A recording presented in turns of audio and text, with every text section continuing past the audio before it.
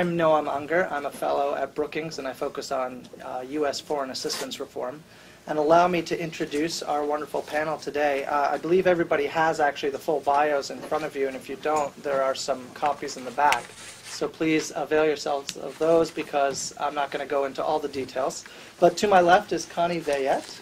Connie is the director of the Rethinking U.S. Foreign Assistance Program at the Center for Global Development. And prior to that role, which is relatively still recent, the last half year, I believe, Connie was a senior professional staff member on the Senate Foreign Relations Committee working for Senator Lugar. And she has had a deep career on the Hill, working on various aspects of legislation and the role of Congress in foreign affairs. To my right, directly to my right, is Doug Brooks. Doug is the president of ISOA, the International Stability Operations Association. He's a specialist in African security issues, and he's written extensively on issues of how to regulate and also how to best use and leverage the private sector in contexts of stabilization and reconstruction and conflict and post-conflict situations. And to my far right, although probably not actually politically, is Gordon Adams. Dr. Adams is a professor at the School of International Service at American University, and he's also a distinguished fellow at the Henry L. Stimson Center. He runs a project called Budgeting for Foreign Affairs and Defense, and that really encapsulates what Gordon has been working on for years. In the Clinton administration, he was a senior White House official with responsibility over the national security and foreign affairs budgets, and has written extensively and spoken frequently publicly on issues of the defense and foreign affairs budgets. So I think we have a very good group today. And I want to actually start, Gordon, with you, just to set the stage a little bit. And we'll just talk for a little bit, just so folks know. And then after we have a conversation up here, hopefully a lively one with lots of points that prompt questions, we'll turn it over to the audience and continue the conversation that way. Gordon, what's special about this moment with regard to a budget discussion? Why are we having a budget discussion now? And what's the interest with regard to the 3Ds, development, diplomacy, and defense? And you know, we have this constrained budget, we all understand that, but what are the issues right now? What's at play? It's great to be here with people that I have been on this panel before. It's great to see all of you. Picking up, I think, right now on what is an extraordinarily complex and difficult time, and I think while we could spend a lot of time focusing on what's going to happen in the next 2 weeks, it's also useful to think about what's going to happen in the next 2 years. Because I think what the last week or two have signaled, and what is going to happen in the next 6 or 8 weeks, is going to be what I see as a long-term period of trench warfare in budgetary terms. We're going to be worrying about, is this working, Stacey? A little bit. A little bit too close? Yeah. Okay, is that better? Okay, now I'm not blowing on it, that's better. We're going to see over the next 2 years, I think, a continuing, ongoing struggle that will be driven almost entirely by the level of spending in the area of 150. And I think there will be a parallel struggle, though somewhat less intense, nonetheless real, on the defense side of the 3Ds, because of the same reason. Because what has happened to both international affairs and to defense is that two externalities have hit at the same time. And it's important to understand that these are externalities, because all the people who work and do such great work in this area often look at it inside a stovepipe and say, you know, we've got to find the right message, find the right context, get the right influence going on Capitol Hill, and we'll get out of this battle and we'll be fine.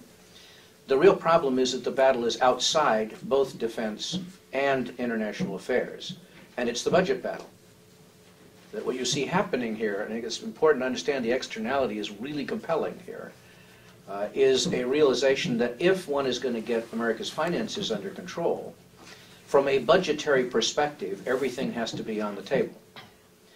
Because broadly speaking, you can't take the big categories of budgeting, revenues, Social Security, medical programs, discretionary spending, defense spending, and solve the budgetary puzzle on the backs of just one of them. That's not workable. It's just not fiscally workable.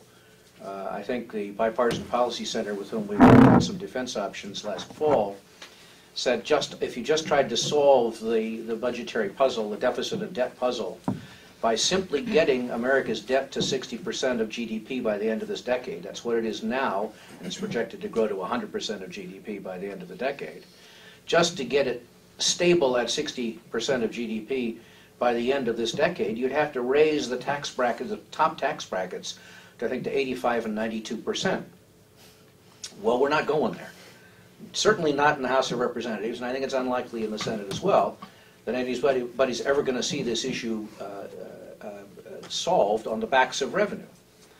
The rules that the Republicans have now in the House of Representatives make it impossible to raise revenues, essentially. So you're going to see that kind of war over the next couple of years, but economically, budgetarily, everything needs to be on the table, and that means everything, including defense, which is giving them the willies over in the Department of Defense. But of course, in getting caught up in that is international affairs, inevitably. The other reason that you see the externality having an impact here is that in order to get a deal politically, everything has to be on the table. So both budgetarily and politically, everything in the budget and everything on the revenue side, quite frankly, is going to have to be on the table. But to get to the point where a deal is workable amongst all of those variables is going to take time. It's not going to happen, by the debt ceiling vote. It's not going to happen by the CR extension time. It's going to take a number of months, if not a year, to get to some kind of an agreement that everybody is going to be happy with. And it may take more than that. It may take after the 2012 presidential election before these fiscal issues are resolved. As we go there, the politics for all sides of the budget are going to be draconian. The administration's made that clear, the Simpson-Bowles Commission's made that clear, the Rivlin-Domenici Commission made that clear. Anybody who's put things on the table here realizes this is a long-term effort. But what it suggests for international affairs spending for the diplomacy and development sides, and I'll say something about defense in a minute, what it says for diplomacy and development is that it is all extraordinarily vulnerable, and anybody who didn't believe it can just, pull together the 302B that was marked up for international affairs, first in the Budget Committee and then the 302B in the Appropriations Committee, to realize that the appetite on the House side is clearly sharply down, way down past the point. I mean, if it's a 13% cut from the 10 level, that's way down past the point where anybody does reasonable planning. You're doing some serious draconian changes in program at that point. And that pressure is going to continue. And what's going to be really hard, given the fact that this is an externality that is hitting these budgets, is to make the stovepipe argument. This thing is good because it's all going to be dealt with in a context where it is one of many things that are getting swept up in a general effort at spending restraint that will start in the House and could well continue into the Senate. So it does not suggest healthy budgetary days for at least a couple of years. That, in terms of anybody who was involved in planning for this administration, and I was the White House budget guy for the transition in international affairs and defense, the heady days of, $2 billion food aid programs, of $4 or $5 billion HIV/AIDS programs, of expansion of the diplomatic staff by 1,000 or 1,500 or 2,500 people, the doubling of foreign assistance dollars. All of these were objectives that were in the Obama campaign. They were all built in one way or another into the budgets at the beginning of the Obama administration. They are now seriously in question. And frankly, it will be inadequate from a political perspective to fight for them as such because of this contextual problem. They are all vulnerable not because they lack merit, but because they are caught up in a budgetary dilemma that more and more people are now focused on. The era it reminds me of course, is the period from 1985 to 1998.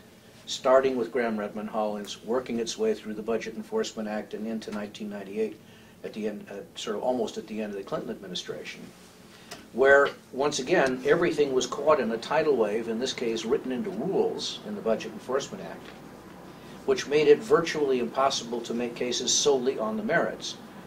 The cases that had to be made were in the framework of fiscal discipline. And I anticipate we're entering one of those eras too.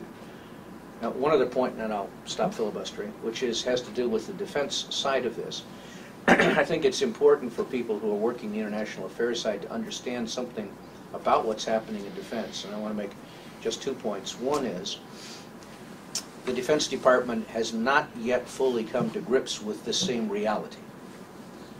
Now, at $700 billion a year worth of resources, one might think it's not important for them to come to grips quite yet with this reality.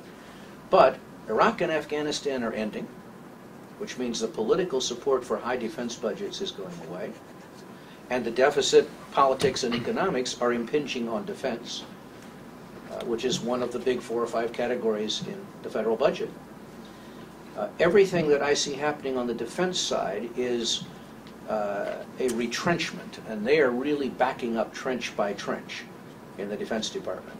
First it was a big request for growth in 10, that was knocked down. Then it was nominal growth, maybe in the out years. Now it's accepting the fact that they're going down a little.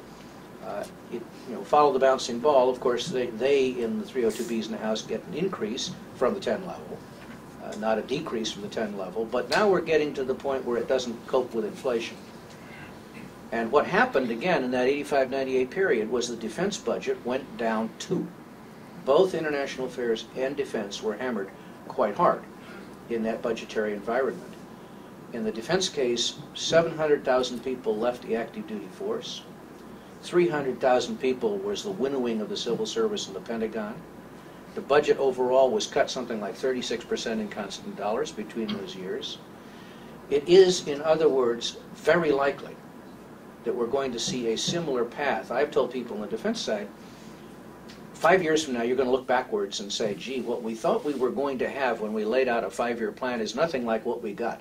You'll see that 5-year plan look like this, and you'll see what they got look like this. It'll happen year by year by year. So even defense, as the House has already made clear, is caught up in this retrenchment. The other problem, and I want to flag this as a problem, we may want to talk about it some, Noam, is that if international affairs is extremely vulnerable, and I suggest it is very vulnerable, in large part because the constituency is so thin, in part because the planning is not as good as the Pentagon's planning and the arguing is not as good as the Pentagon's arguing, then should we have requirements for things like stabilization missions, building partner capacity, that agenda that is seen as a whole of government kind of agenda, in contrast to what I at least personally think is appropriate, in this budgetary environment, more and more of that will fall to defense, not less and less. So if part of the agenda is let's transfer authorities to the State Department, build State Department capacity, I mean, I happen to think one of the most innovative chapters of the QDDR was the chapter on the state AID approach to governance, conflict resolution, conflict prevention. Bore a lot of promise and was quite innovative. It's going to be almost impossible to implement that in this budgetary environment because you simply won't find the personnel to do it. So what I anticipate will happen, and the appetite here in defense is not diminished, you will see next week when the budget comes up, things like funding for Section 1206 programs will continue. The SERP program will have a new bunch of money. There will be a proposal for a pooled funds concept between the State Department and the Defense Department, mostly to be fueled by defense dollars because the state dollars will be rather small. But we will continue to have this dilemma of where exactly do we locate the authorities who is responsible for this area of policy. And in this budgetary environment, the default to defense, I think, is even more pronounced than it has been. I think that's a good point. I would like to go there with the conversation. This question of, there seemed to be a shift in favor of smart power, certainly in terms of rhetoric, certainly in terms of planning. And the question is that shift going into reverse, or is it going into a different direction? And I think you've laid out your views on that. Connie, let me turn to you for a second. I do want to, oops, I'm being told that I'm not able to be heard. Is that better? Okay. I do want to ask you, Gordon said everything's on the table, and both budgetarily and politically. And he alluded to this, that, with regard to development investments, it's really politically. Because budgetarily, it's sort of this notion of a drop in the bucket. Do you agree with that? And then also, what's at stake from your perspective in this budget season? And also, if you could actually start out with your comments, just laying out for folks the difference and what we're going to see in the next month and a half with regard to the 11 budget versus the 12 budget. I think some of these discussions get confused between the planning. Okay. Thank you. Do I need a microphone, or should I talk into your lapel?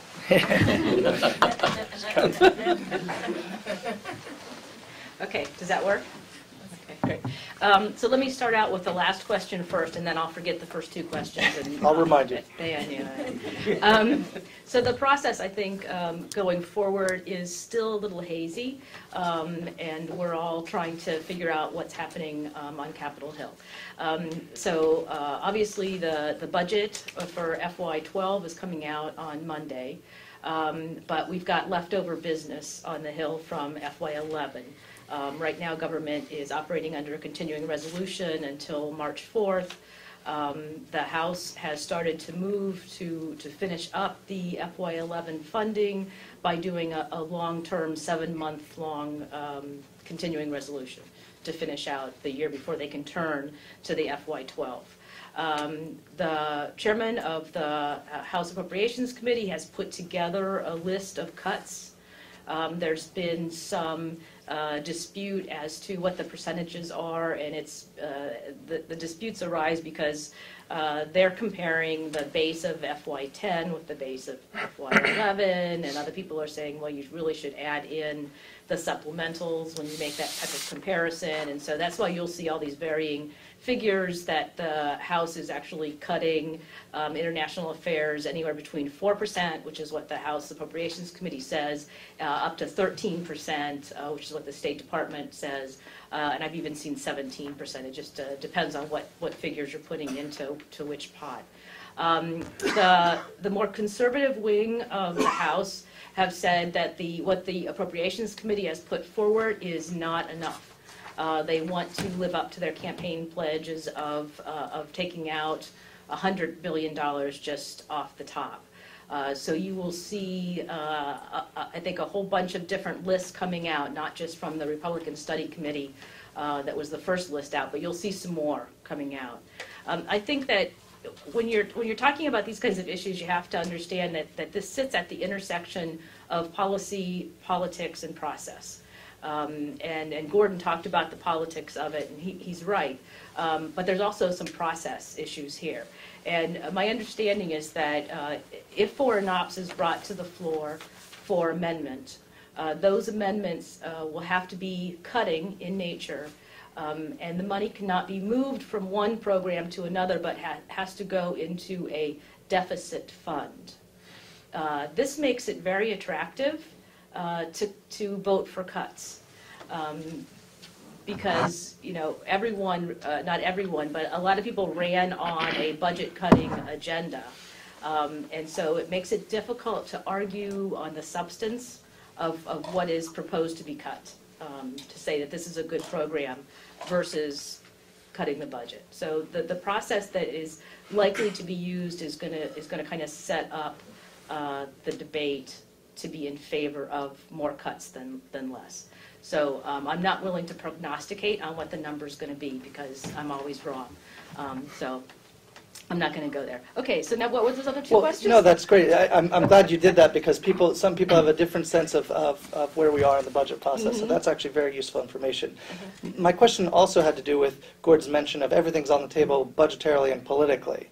Well, you spoke to that a little bit, but with regard to foreign aid and development investments specifically, talk about how it's political. You said that there are varying definitions, and there are varying definitions even within the U.S. government of foreign aid, of how it's defined. But no matter how you define it, aren't we still just talking about a little less than or close to 1% of the overall federal budget?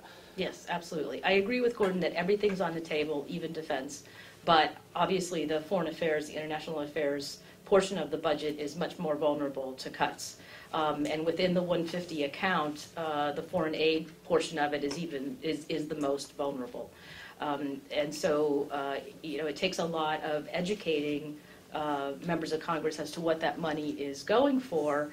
I think that, there's a debate going on now about should the 150 account be considered security-related funding.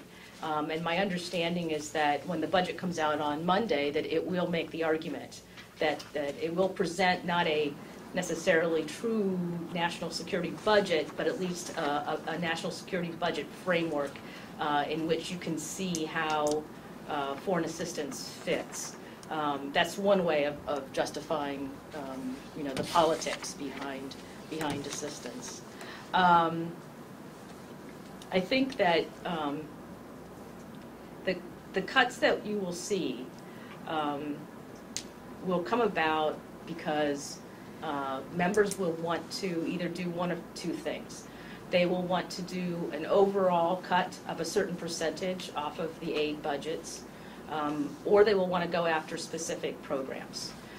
If they go after specific programs and those cuts succeed, it's going to be difficult for USAID and the State Department to actually carry out their activities because it will be even more stovepiped, even more earmarked, if you will. As opposed to if Congress would decide that, okay, well, everything's going to get cut, let's pick a percentage and do an across-the-board cut. And kind of leaving it to the discretion of USAID and the State Department as to what activities get funded and what don't.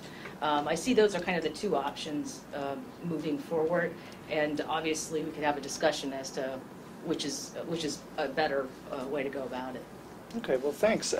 Doug, so defense is going to get, see some major budgetary implications out of this season, and foreign affairs, the civilian side is going to see some very likely drastic measures on the budget side. And Gordon says the result will be, if you don't have the capacity on the civilian side within the government, that you're going to see the Department of Defense doing a lot more in stabilization contexts, if I understood you correctly, Gordon. That relates directly to the issues that you cover, both in terms of the U.S. government's capacity to operate in stabilization contexts and how it relates to relying on capacities that reside outside of government. What's your perspective on this? Well, defense has never really been keen on doing contingency operations or stability operations anyway. And if you look at the sort of equipment they're gearing up for in the future, long-range bombers and things like that really have no use in terms of contingency operations, from our perspective anyway. I think it's interesting that when you look at the defense budget, there are cuts, but the cuts are in the increases. So the budget's still going up for Department of Defense, but they're just it's not going up as much as it was, and which is sort of an interesting perspective when you see how DOS and how state and USAID are struggling to accomplish their missions. So I think maybe we need to take a more realistic look at what we're asking the Department of Defense to do. As I say, the Department of Defense is the most capable organization in the world. It can overthrow countries and it can change diapers in New Orleans. It does whatever you tell it to do. The question is, what do you want to tell it to do? And in terms of stability operations, a lot of that could probably should be run by the civilian sides of the government. I think there's an awful lot of stuff that the Department of Defense is doing. It's not their core mission, or it's not really what they are designed to do, but they're doing it because we just keep shoving more and more things into their department. And I don't think it's necessarily what they want to do either. So I think there's some real rational things that we can do, that we can look at, that won't compromise defense, but could support and could continue the contingency operations and hopefully achieve some levels of success. And is wrapping the civilian side of this funding of the 150 account within a national security frame good from your perspective in terms of these issues? I'm not sure exactly how it should be done. I think one of the really interesting things, Stuart Bowen and Ginger Cruz over at the SIGIR, the Special Investigative General for Iraq Reconstruction, they actually proposed a separate agency, essentially to do the stability operations, because we use a lot of very strange federal acquisition regulations for contractors and so on that are operating in the field. They're trying to be implemented by DoD and DOS. It's sort of a square peg round hole situation. And they're saying, look, we just need a separate agency that's going to be doing this stuff. Now, DoD for years has been denying that they're going to do more contingency operations, and this is in spite of contingency operations from Vietnam, Balkans, Somalia. You know, we always do these things. They just deny that we're going to do them. I don't know if it's a DoD thing, more of a congressional thing, I think. But we have to get beyond that. We have to recognize that stability is in our interests as a nation, indeed the international community, and we need to come up with a more rational way of doing it, and I would say, argue a very cost-effective way. And, you know, I mean, this whole issue about cutting defense, it's really interesting to see the arguments on the Republican side, where some Republicans are saying, you know what, a debt this high is a national security issue. And so it's challenging the sort of belief that just spending more and more on defense provides more security. And I think it's a very interesting discussion that's going on. Gordon, what's your perspective on this idea of a national security frame for this category of spending? Is that going to take things in a positive direction politically, and will it take things in a positive direction in terms of the balance of capabilities, what the U.S. government is capable of doing around the world? It's working, yes. It's a very interesting question. There has been a push for now several years to at least go as far as the administration's budget will go when it comes up next week. That is to say, to put all of the sort of international engagement activities of various kinds, military, diplomatic, developmental, into one rubric. They've been rather reluctant in the State Department to go one more step, which is, because this is in the authority of the Office of Management and Budget to do, to say we're going to ask for a single budget function for all of these things. That will not be in the budget, I predict, that comes up next week. But there will be a discussion in that budget about the conversations that have been ongoing between defense and state about what kind of joint thinking do they need to be doing about budget planning that might lead towards a more coherent packaging of all of these aspects of international engagement. There's a Can I process ask you a question about that yeah. with regard to the packaging, though? I mean, some people have referred to this as a staple job. I mean, the administration brings it as a package to Congress, and Congress, somebody sits there and says, you know, okay, here's, you know, this back end, that's for you guys over here, this front end, that's for you guys. They just pull staples out. Yeah, exactly. Right. I mean, is that valuable? And the question is whether it's valuable to do it as a single budget function, because then the amount of money that the Budget Committee says is in the budget resolution for security incorporates all of these activities, may even be seen as including the Veterans Administration and the Department of Homeland Security, and one of the issues is whether that ought to be included in an overall security function. The Congress has been very reluctant to do it, and the problem with it is that the way Congress is structured and the way the appropriators are structured, they will always pull the staple out. Once it gets past the Budget Committee, even if it's in a single function, somebody's going to say, okay, this belongs to State Foreign Ops, this belongs to military construction, this belongs to defense appropriations, and we're done with the conceptual thinking. So it was a weakness on the Hill side that it comes apart after the Budget Committee. There's also a weakness in the executive branch side, which is how do you actually coherently do something more than a staple job?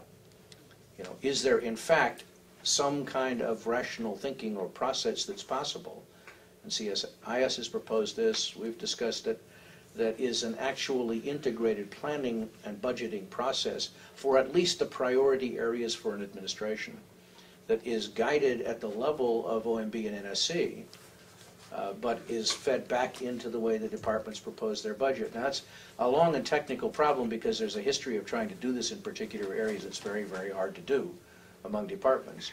So whether you get a staple job or not is, you know, subject to an awful lot of pulling and hauling in a process like that in the executive branch. So it's hard to develop it. There's a separate issue, which is the optical issue that we're dealing with now, which is, are the international affairs accounts and activities part of a security dimension of American engagement? And people are going to, I think people have very different views about whether it makes sense to embed all of foreign policy, development, diplomacy, negotiations, trade talks, all that kind of stuff, into something called security. There's a real framing issue there, and it is related to, I think, a very important question that is not resolved, at least in my mind, which is the whole question of interagency or whole of government. Right? If it falls, everything falls in the security box, then you can talk about agencies working together, planning together, budgeting together, and pursuing an agenda together. If you're taking a perspective that says there are ways in which the United States engages diplomatically and in developmental terms which don't have much to do with security the way most people understand the term security, it may not even have to do with stability. I mean, stability is now a difficult issue. Do we want Egypt to be stable? Do we want Egypt not to be stable? You know, this is a real dilemma for the administration because processes of change happen, and that raises the real question that we've just been talking about for me, which is it important to view the interagency relationship and funding and budgeting and planning for things called contingency or stability operations in a security framework, or is it important to view them in what I would call a governance and developmental framework? And the frameworks are very different. Let me actually... They lead you to two different kinds of structures of organization. They lead you to two different locations of authorities. They lead you to two different directions of who's in charge of the planning. And that's a debate that we haven't really engaged yet, which is the appropriate framework. Let me bring Connie in on this, because Connie, you have some thoughts, and I've heard you speak on this elsewhere, on whole of government and what it means, and specifically what it means in the area as it relates to development. Yes. So what are your thoughts with regard to that and with regard to what Gordon was just talking Well, about? first of all, I call it WOG, and I have been critical. I think that over the years, we've just allowed too many government actors to enter the development and foreign assistance field. And it has produced incoherence in policy and lack of coordination with the programs. You will have U.S. ambassadors complain that they don't even know all the agencies that are in country. And in some cases, some of those programs can actually be working at cross purposes. But isn't the QDDR taking care of that? Well, the QDDR was just covering USAID and the State Department. And even though it embraced a whole of government approach, it really didn't provide the mechanism for overcoming some of the deficits of being WOG. So the PPD did... PPD is... the Presidential Policy Directive on Development. Did not use the term whole of government, but talked about operating across government agencies. At least did try to provide some type of framework at the National Security Council for bringing those actors together to come up with some coherence and strategies. But the QDDR did not. I really don't want to see another agency created to do the kind of stability ops, because I think that just gets us further down the line. If I could go back to the national security budget a moment, some people that don't want to see international affairs spending put in a security budget want to be able to use humanitarian reasons for the rationale for assistance. And I understand that. But this administration and the previous administration have tried to justify foreign assistance on national security grounds. And so therefore, what they send up to Congress in a budget justification needs to actually justify how it fits into national security. And I don't mind if they staple it together, and I don't mind if the Appropriations Committees unstaple it. I just want there to be a rationale and a justification for why it's considered security. So that those Americans who like that argument at least will have some better information. And even if it's just on the frontline states, that would be helpful. Because Congress and the American public need to know that the development programs that we're running in Pakistan and Afghanistan and Yemen and Sudan are contributing to U.S. foreign policy. And that's not being articulated very well right now. Well, you mentioned the President's policy directive on development, and we also just talked about the QDDR, the Quadrennial Diplomacy and Development Review. Doug, within a lot of these reforms that have taken place over the last 2 years, or past year, I'd really say, that have taken form in terms of their vision, because they haven't often happened yet. In the Obama administration, there is a lot of talk about the role of contractors. And I think that this is an issue that I think within this forum, in the Society for International Development, and within the organization that you represent, is a big issue. On the one hand, the administration rightly talks about the changed nature of global engagement and the extent to which the private sector here in the United States is engaged in developing countries around the world, emerging markets that are quite stable and developing countries that are less stable or that have poor governance. And there's recognition that the government needs to be a much better partner with the private sector. On the other hand, there's a lot of discussion of this diminished capacity within the civilian side of things. And you referenced this yourself in your earlier comments of building up that capacity on the civilian side. But there's a balance there with regard to reliance on contractors. And how do you view that issue? I kind of bring up several different angles. I would say that development, the best way to do development is through trade. The best way to improve trade is reduce trade barriers and so on. The AGOA Act, for example, in Africa, helping to stimulate trade with African nations and so on. That's really, you have to get to that point. But when you have an unstable country or an area of conflict, as we say, security is 90% of the problem there, but only 10% of the solution. So you have to have some way of bringing security to those sorts of things. Now, we've used the UN in the past, obviously, or the Africa Union or whatever to sort of help stabilize some of these places. It worked very well in Liberia, for example. And that's sort of a great step. And now Liberia is becoming more of a partner with us in Africa and helping in that sort of way. I think in terms of the contractors on the ground as being part of the actual policies that go on, I mean, obviously we're big proponents of that. But I think it's often misunderstood too, and by some of the people who came into the Obama administration in the early days, and I'm a Democrat, I used to work for the Democratic Party, but there was a serious misunderstanding of how contractors should be used or what they were doing and so on. They are partners, you hire them, they don't make policies for us. You know, we come up with the policies, the contractors are brought in to support them. And I think one thing in terms of these international operations that we need to keep in mind is the contractors are mostly the locals. The country where we're operating is, you know, in Afghanistan, Iraq, most of your contractors will be locals. And that just makes sense from a competitive perspective. Well, these companies are competing with each other. It's cheaper to use locals. If you can find the talent that you need, the skill sets and so on, or if you can train it up, if you can build the capacity of the local population to be able to do these sorts of missions, that's the ideal way to go. We shouldn't be seen to be doing these missions or as bringing people in from around the world to do it so much as training up the locals to be able to take over, to be able to do the missions themselves. And that's really where the value of contractors comes in. Now, to use contractors effectively, all sorts of things, as we've seen, have to be done in terms of improving the oversight, improving the procurement. The U.S. government has this horrible policy of technically acceptable lowest cost contracts, which is to say we're going to hire whoever's absolute cheapest company is. And that's not a good policy if you're trying to do this kind of mission. You want the mission to succeed. We have experts in the government who can make a decision and say, this is a better value than this one, even if it is a little bit more expensive. That's something we've been pushing for. But a lot of it comes back to, you know, how are we going to do these missions? Are we going to use the military as the lead on this sort of stuff? Or are we going to go to the development community, the USAID, to state, and basically say this is going to be a civilian operation? Yes, there's a security component, but we need to keep in mind that it's going to be a civilian operation. And we need to re-civilianize things. And Gordon's talk about pushing everything to DOD is unfortunate. I think it's counterproductive to what we're trying to do.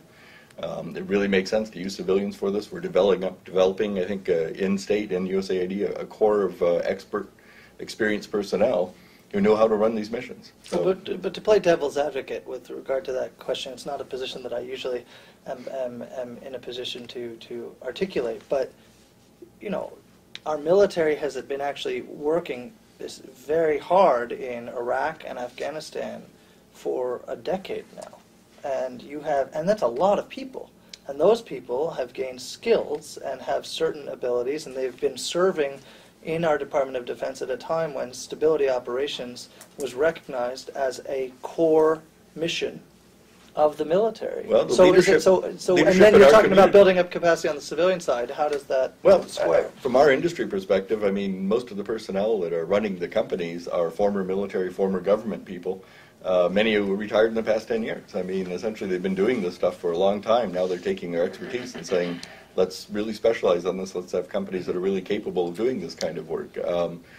Interestingly, in the military, the civil affairs has sort of been one of the doormat expertise, and that's unfortunate. But those people have a lot of value in the private sector because they bring these skills, this ability to work with local nationals and so on, and they're able to bring it to the private sector and then offer it to the government as an off-the-shelf service that they're able to bring to these sorts of missions.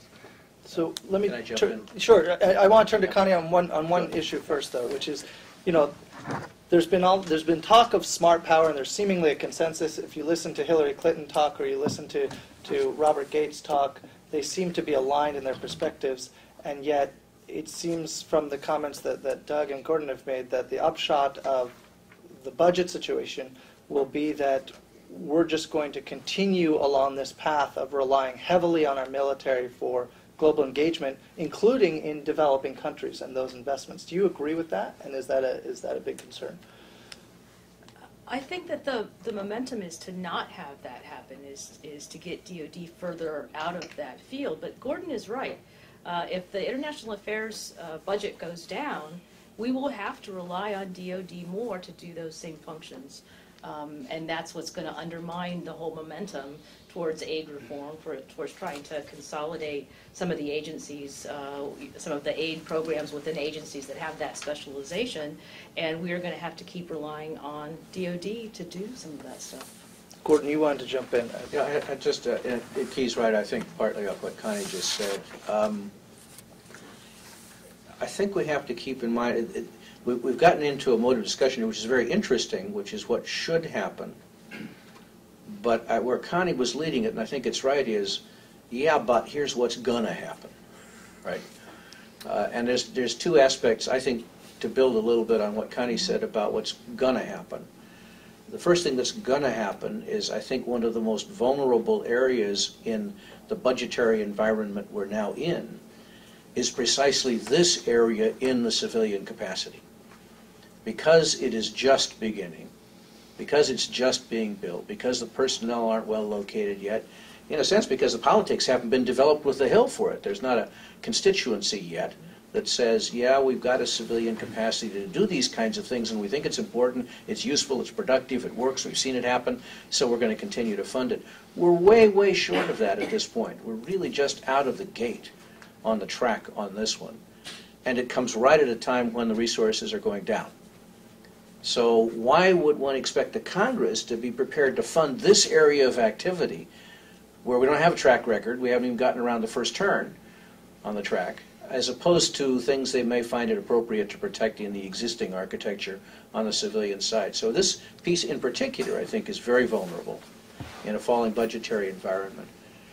The other point I want to make, which I think is critical to keep in mind here, is it's very hard for us to remember that the reason the military developed this expertise, such as it is, was because the United States invaded two countries. All right. This is largely expertise that grew out of PRT and SERP-type experience in Iraq and Afghanistan, where we deployed very large numbers of American military and ended up with developmental types of activities and responsibilities in that country in environments where the civilian operators couldn't operate securely. But those were very peculiar foreign policy choices by the American government. The more typical case is going to be without major military involvement. In fact, I would predict there will be not a great market in the near future for major deployments of large amounts of American ground forces into another country who end up owning a developmental reconstruction stabilization mission. The real requirement is going to be on the civilian side, which makes it even more crazy that we're in a budgetary environment where the civilian capacity, not to deploy in a whole-of-government mode, a WOG mode, if you will, alongside American forces, but in a purely civilian mode in countries that have fragility or weakness or rebuilding or conflict resolution activities to carry out, we simply will not have built the capacity for that kind of operation. So it means we'll be left, in a sense, kind of helpless. The military is unlikely to be the instrument of choice in a large deployment in the future. And some people might say, thank God. Yeah. And on the civilian side, we will not have built a capacity that is able to deal with what really is the critical issue here, which is governance. This is the capacity of states to be effective, efficient, and reasonably responsive to their citizens. And we won't have built that on the civilian side, but that's where the problem is going to be, and we won't be sending the troops in to do it. Doug, you wanted to jump in on that. Yeah, I mean, it's a great point, and I think one of those sort of long-term projects the U.S. has done, and we've done similar ones elsewhere, is ACOTA, the Africa Contingency Operation Training Assistance Program. Training peacekeepers and then Training peacekeepers in Africa. So military peacekeepers, again, going back to the 2003 Liberia intervention, which was very successful, it was ACOTA troops largely that sort of took the lead on it, or similar training from other programs. But this sort of idea that, okay, we have to recognize we're not going to send the U.S. troops to do a lot of these, especially smaller operations. We're going to have to rely on the international community. So doing this sort of work where you train up these militaries from willing countries to be able to do these jobs better, and then we provide the support in terms of, well, the logistics and the contractors and the medical services and so on, the leadership, and also we create the capacity within our own government through organizations like SCRS, which is the Office of the Coordinator of Reconstruction in the State Department, basically be able to reconstitute the state, to sort of redevelop governments, to stabilize governments, to create the sorts of elements that give you an end game, that create a stable state that can operate on its own. So less use of the U.S. military, but you know, finding ways to work with the international community to save us money and actually I think create a very effective model. Connie, finding ways to work with the international community doesn't really sound to me like a theme of the Republican Congress right now. And it's an interesting point. You know, on the one hand, you have members in Congress saying, you know, defund a lot of what we do with the UN. On the other hand, you know, there's an argument here that Doug just made for really funding support for training of troops who would end up perhaps in UN peacekeeping operations to help our security. So how does that square politically right now? How does that play? And then I want to turn it out to the audience. So think of your questions, please. I have one word answer for that: burden sharing. And that's a concept that I think Congress gets very well and Republicans get very well. When you talk about partnering with other international donors or with recipients, you're really talking about kind of leveraging other resources and sharing the burden, although I don't like to even think of it in terms of burdens. You know, the PPD offered a concept of using the U.S. comparative advantage to focus in certain areas and to have a division of labor internationally.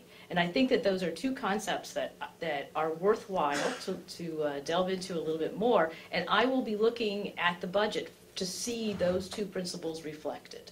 You know, the PPD and the QDR was supposed to be used to inform the 2012 budget process. And I want to know, according to the administration, what are our comparative advantages? Where are we going to be more focused? Where are we going to be more selective? And how are we going to achieve an international division of labor? Because that's really what it comes down to. If you want to try to economize and see savings, then you need to do better partnerships all the way around.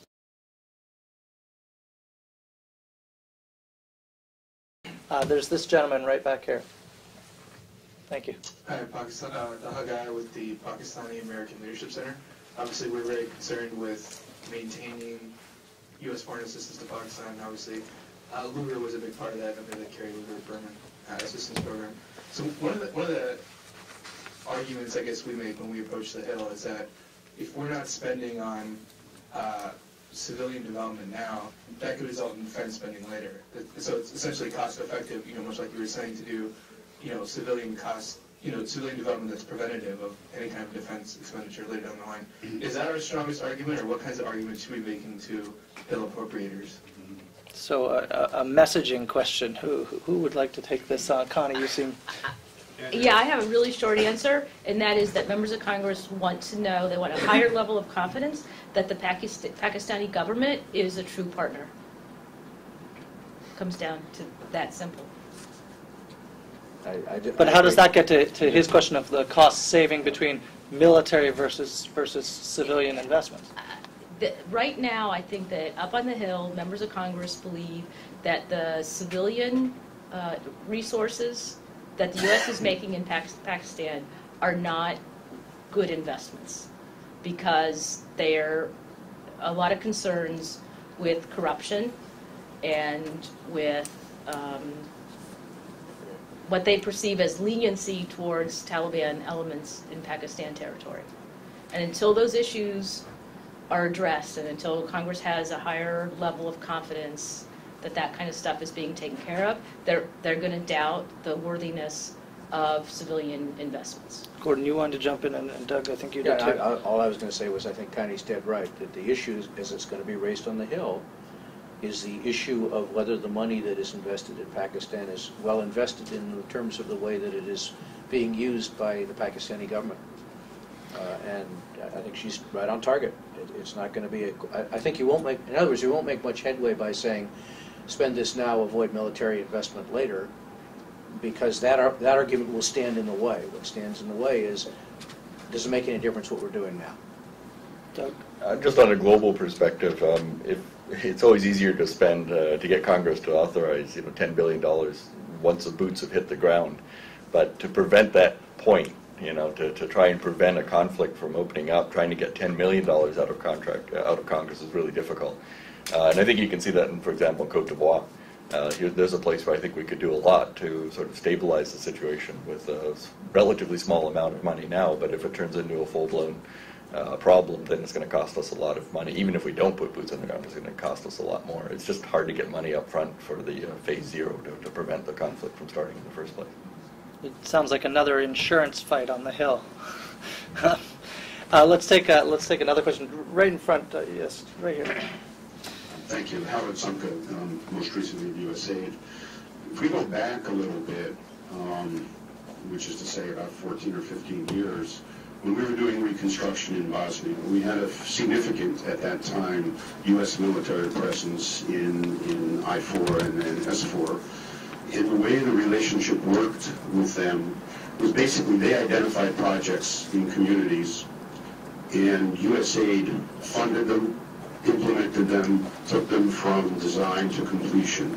For the military, this became a bit of force protection. It was an intelligence, a means for developing intelligence sources. And for USAID, it was a community stabilization project. Somehow, when we went from Bosnia to Iraq and Afghanistan, that history was lost a good bit. And so the pattern of what happened, it seems to me, is that USAID got, relatively speaking, less and less money. It got, relatively speaking, more and more regulatory controls over how it spent the money, which made it look very inefficient. The money kept going into the Department of Defense, which suddenly created this pot that would allow defense to do things that used to be USAID things. And it could always be justified if it was DOD money, then therefore it was ipso facto for security purposes. If it was USAID money, it was for airy-fairy purposes that nobody liked, even though we would be doing the same things, and in my view, clearly a biased view, doing it better. I mean, stability operations are fundamentally, I think, a civilian responsibility. And I think, the issue in Egypt is not whether or not we want a stable Egypt, it's whether we want one for the next 6 months or we want one for the next decade. And that's the problem that we've always had when we've tried to deal with that situation.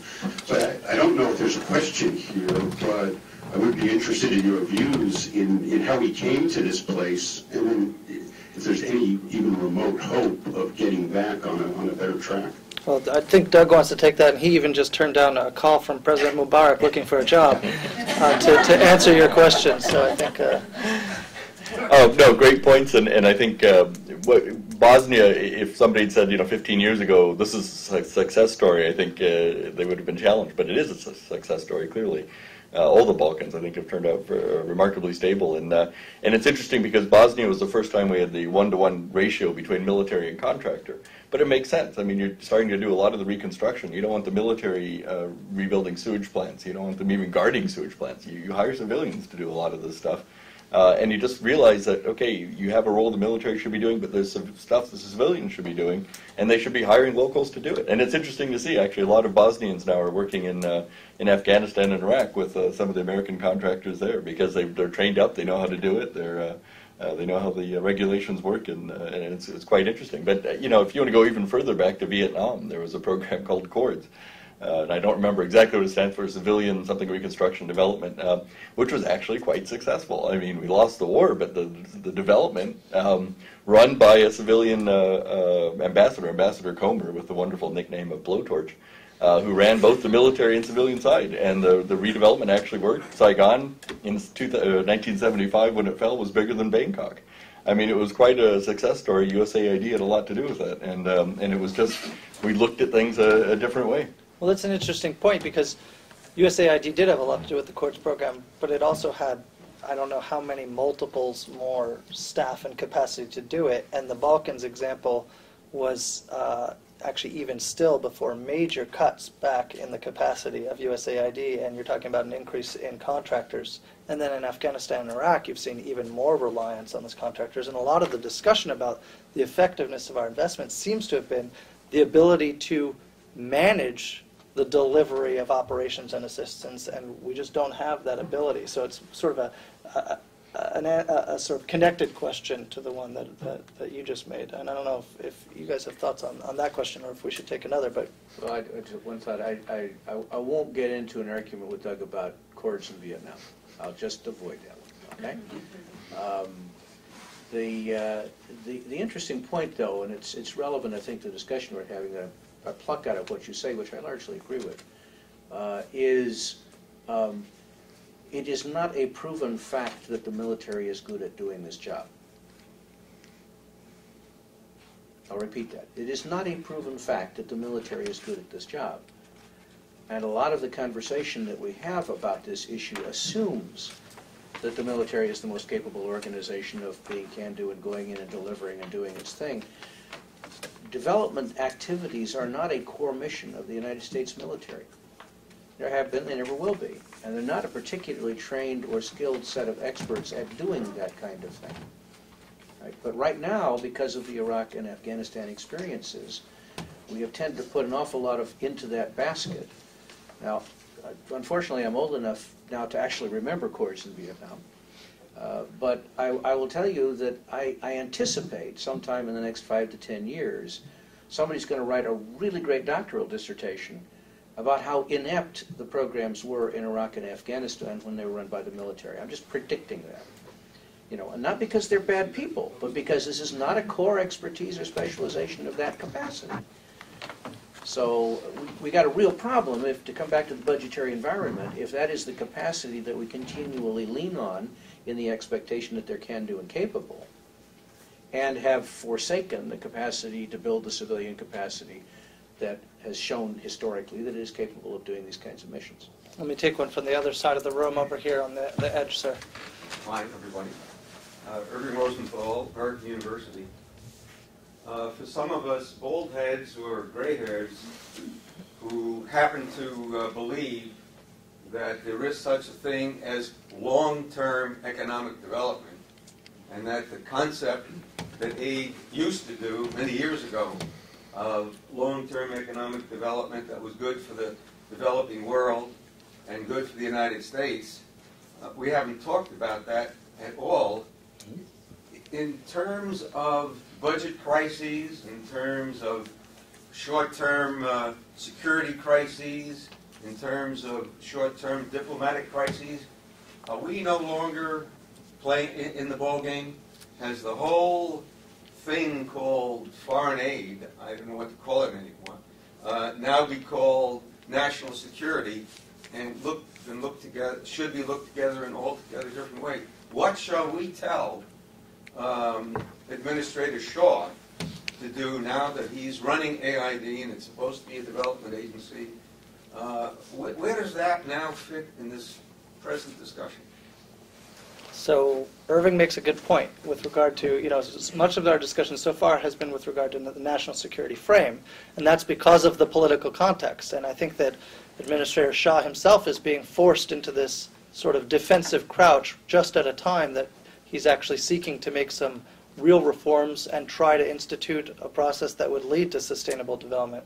Connie, what are your thoughts on that? Is that a correct assessment of the political situation, and what does this mean for our long-term economic interests and also just our long-term ability to invest in the promotion of American values that we believe are universal values? I do think that the current political environment is exacerbating the framework of seeing foreign assistance within a security context. Irving and I know each other, and he knows that I care about long-term development, but it's also, I think, the most difficult argument to make because the elected officials run on a 2 to 4 year schedule, and long-term just gets a little bit too far out for them to be able to conceptualize it within their frame of reference. And so we oftentimes resort to using national security rationales and explanations. I think that if you look at some of the public opinion polls, the one that came out from, I think, World Opinion in November, that showed that Americans think 25% of the budget goes for foreign assistance as opposed to 1%. And they think it's perfectly acceptable that maybe we spend up to 10%. That was a really interesting poll, but you should dive a little bit deeper into the other questions that they asked, because they started to ask questions about the purpose of aid. And those folks who thought we were spending too much on foreign assistance, didn't like foreign assistance at all, responded really favorably when they were asked questions like, do you think that any child in the world should go hungry? And that they cared about that. They cared about hunger, they cared about poor people, and they felt that the United States should be engaged. And the reason I even raise this is because I think on the long-term development issue, the United States does a lousy job of articulating the purpose of aid and understanding it as investments that have varying degrees of a return and varying degrees of risk. Okay? So some investments may be riskier than others, particularly in these unstable environments, but the potential payoff may be really high. Some investments may take a really, really long time to see a return, and we need to accept that when we decide to make those investments. And we need to, the government needs to be able to articulate to the American public what it is that we want to see, why it's important, whether it's on a humanitarian basis or for a national security basis. But I think that this latest poll shows that when the American public knows what it is that we're doing and why we're doing it, they are much more supportive. So I would put it in those terms. Interesting. Let's take another question right up front in the middle here. Good afternoon. My name is Allison Johnson, and I work with Northrop Grumman Corporation, and I'm building a smart power and U.S. foreign policy initiative for them, looking at the other diplomacy and development Ds. I'd just like to raise 3 points. I think the panel has been excellent in laying out the dilemma that we're facing this month. First, I'd like to dive into the question of whether the Congress will really attack the defense and homeland security budgets. They raised this morning on the radio that, in fact, for the Republicans to meet the $100 billion promise from 2010 election, that the cuts they're looking at are only the 14% discretionary pieces of the budget, and they'd have to dive into the Department of Defense and Department of Homeland Security budgets to really reach that $100 billion promise. So that's the first question. Do you really think that that is even feasible in light of the no-touch DOD, no-touch DHS budgets that have been always said in the media and across the Hill? The second point has to do with why this movement from having money to USAID and having money to DOD. I really would like to just confirm with Gordon if that was partly the 1206 and the 1207 Department of Defense directives during the Bush administration that moved the money. Maybe actually, Doug, you know, whether that is part of why the money really got less appropriated, like in Bosnia, to USAID. And finally, I'd like to ask what it's going to take to convince the American people or convince the U.S. Congress that the international affairs or 150 budget is important. Because I was over at a conference where they emphasized that, you know, Secretary Gates has spent several years saying that he supports the State Department and AID receiving more money. In fact, he has this joke that they brought up at a conference for the defense community this week, that he says, I go to Congress and I ask for $500 billion and I get a plus up. Secretary of State goes to Congress, she asks for $50 billion and they cut it by 5% or more. So Secretary Gates asked, you know, what's it going to take? Now, that's a big question I'd like to ask the panel in terms of, as a last, you know, question, what is it going to take to be able to shift the dialogue? If the Secretary of Defense can't convince folks in this town that the civilian agencies need to be staffed up, who can or what can? Thank you. Well, a lot of questions packed into there, and they're very good and big questions. Let's try to take them in order. And there was one even before this one, but with regard to the shift in resources to the military for these types of engagements in terms of pretty much in stability operations context, and how it has differed over time. What was the cause of that? There was a question with regard to sort of the genesis of that phenomenon that we still see happening today, and that may become even more exacerbated, even though the seeming trend was to reduce it over the last couple of years. And then there's this other question of how do we message on these issues. So, Gordon, why don't I start there, because I can tackle the first one, because I think that's a very good and useful set of questions. The one you didn't mention, Noam, but I'll just make one comment on, which is the first one you asked, which is, will Defense, Homeland Security be subjected? Can you hear? Can't hear. Move this around. Now can you hear? Is that better? It appears to be on. Yep. Will they, I'll just raise my voice, will they be subject to budget cuts? And the answer to that is yes. It clearly will. They will be subject to cuts. It's the fourth time since the end of the Second World War that we've entered a period of a defense build down, so it's not a new experience. Although Secretary Gates likes to say he wants to do it right this time and not wrong, because every time in the past we've built down and then we've been surprised and had to build back up. That is in fact historically not true. Might have been arguably true for Korea, but ever since Korea, every build-up has been an object of choice, not an object of surprise.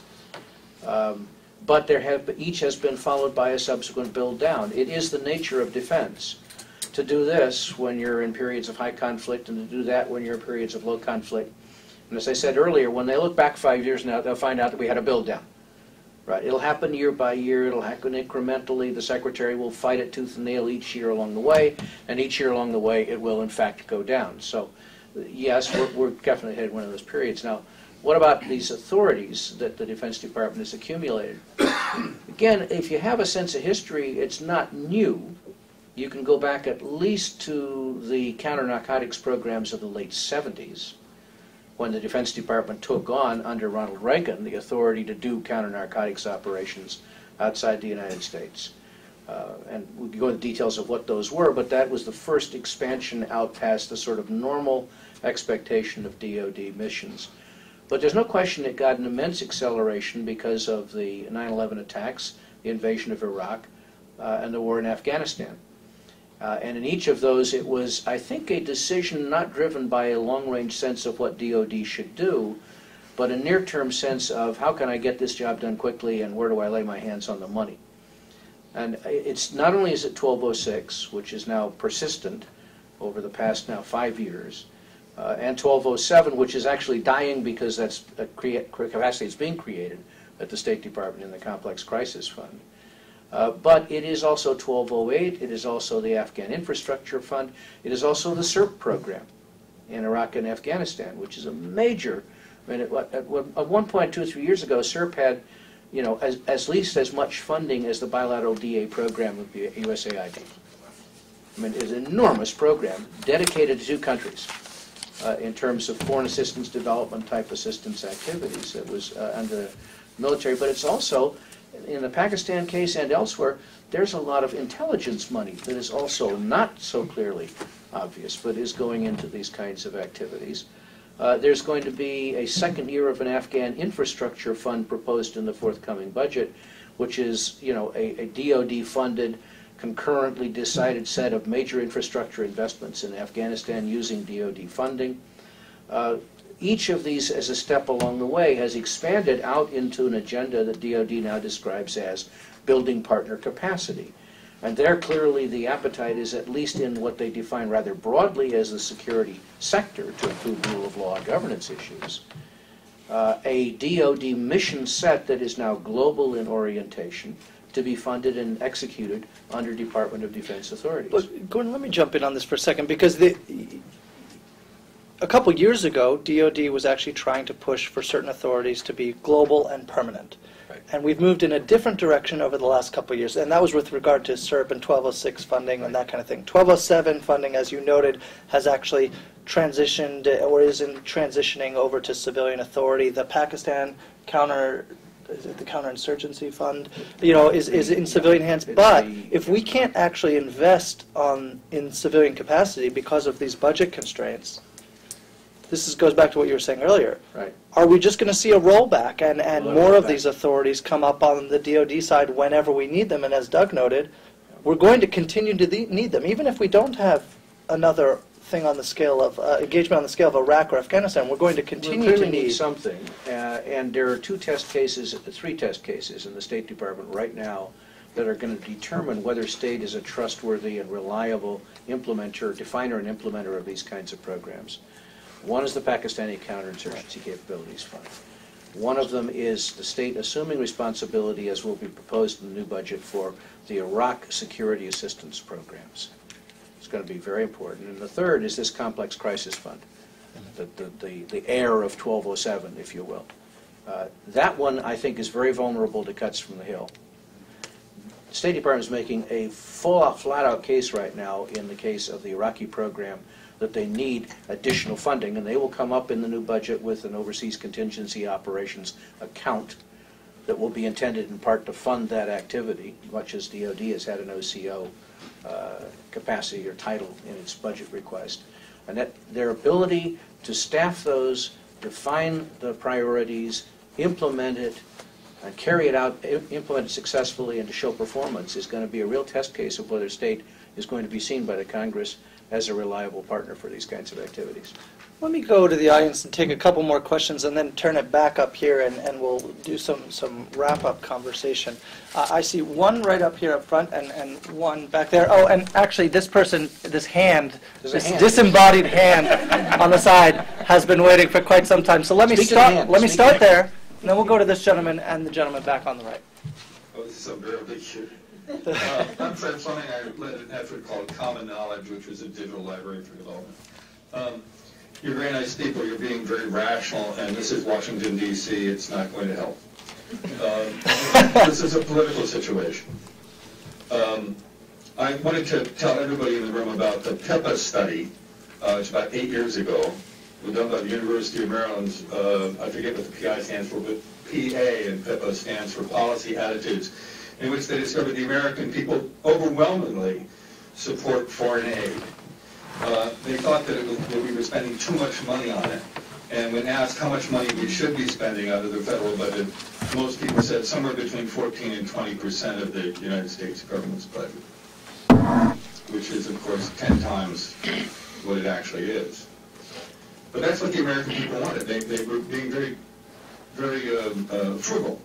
They thought that we spent a lot more than 20% of our budget on aid. My point here was that when Secretary of Defense Gates supports an increased budget for the State Department, we're forgetting that there is a military-industrial complex. It's entrenched in our economy. That's who's running things. The M1 Abrams tank that was so impressive during the Iraq War is what saved Chrysler in the first bailout. Remember Lee Iacocca drove Chrysler into a ditch? Remember that? They got a huge government bailout. Well, the reason they got the bailout was because they were the assembly line for the M1 Abrams, and we couldn't let the Defense Department not have that tank. So what I'm saying is that the public attitudes are on the side of development, but they are simply not being employed. The ones that come to the fore are the people that have the $200,000 a year lobbyists, like Northrop Grumman and other folks who represent the military-industrial complex, and there is no development, government, peace complex except the American people. Well, thank you.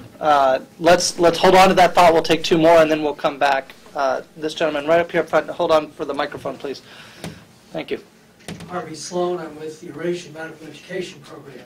Turning to international health, where do you see a program as PEPFAR, which has been authorized for another 3 years, going when you have the AIDS epidemic expanding 1 million new infections every year? Are we going to retreat on those kind of programs? Thank you. And the gentleman over here in the red tie on the edge will be our last question. I'll just speak about that.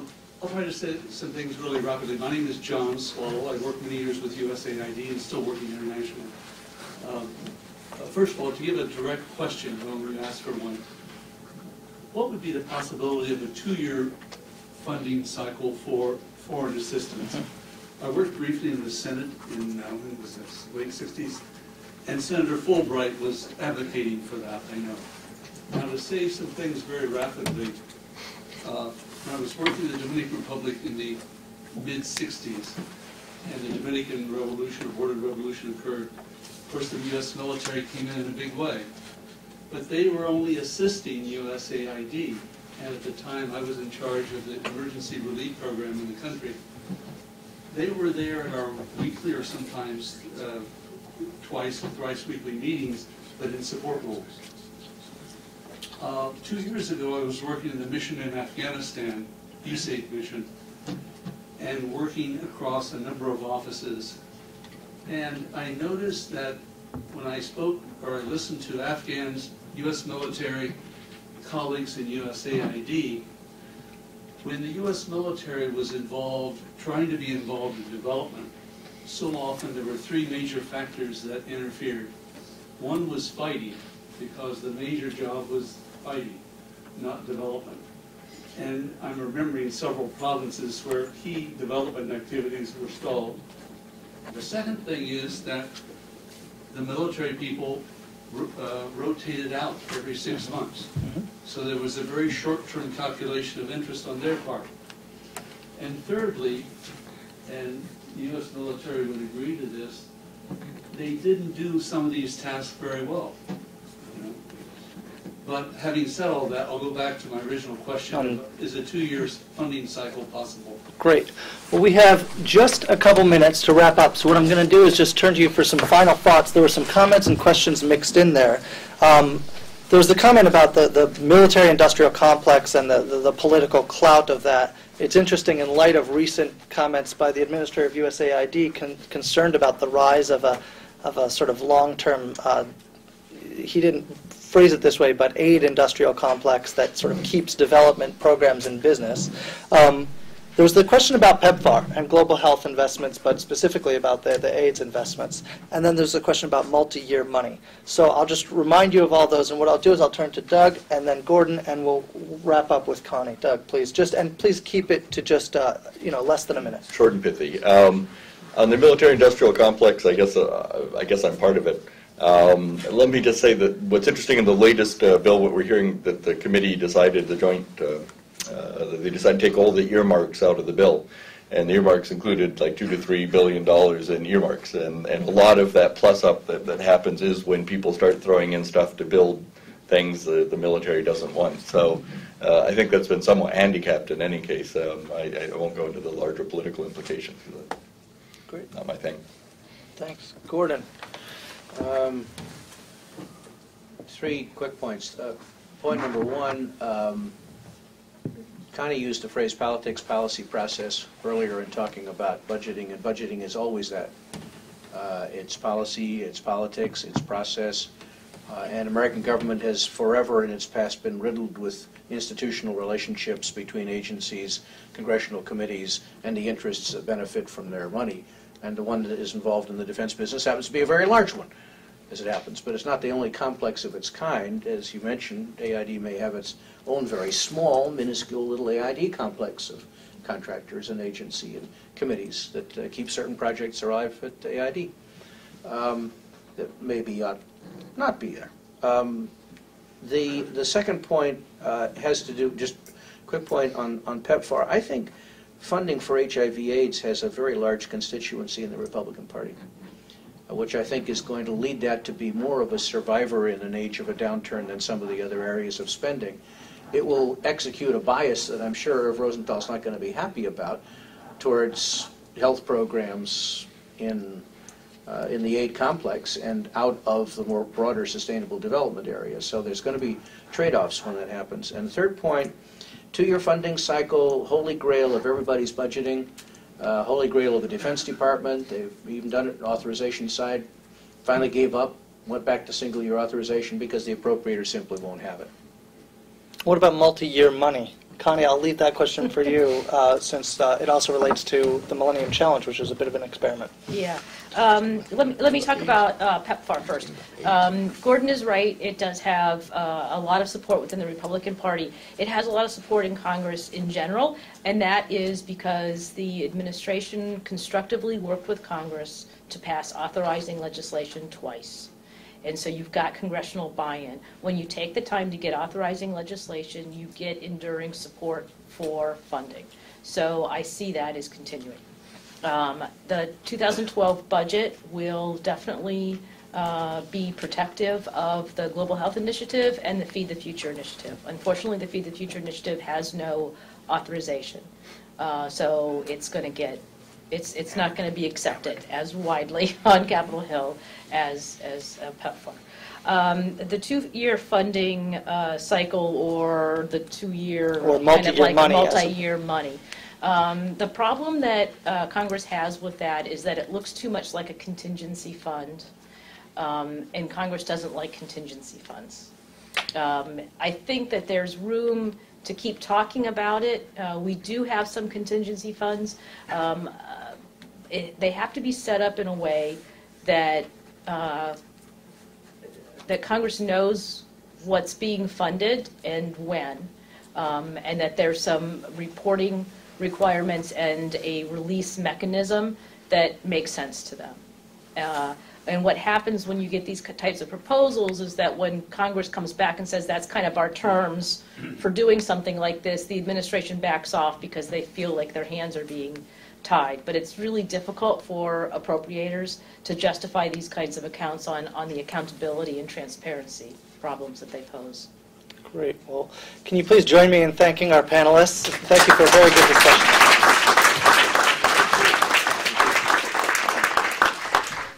Gordon, we have to stop agreeing like this. I know.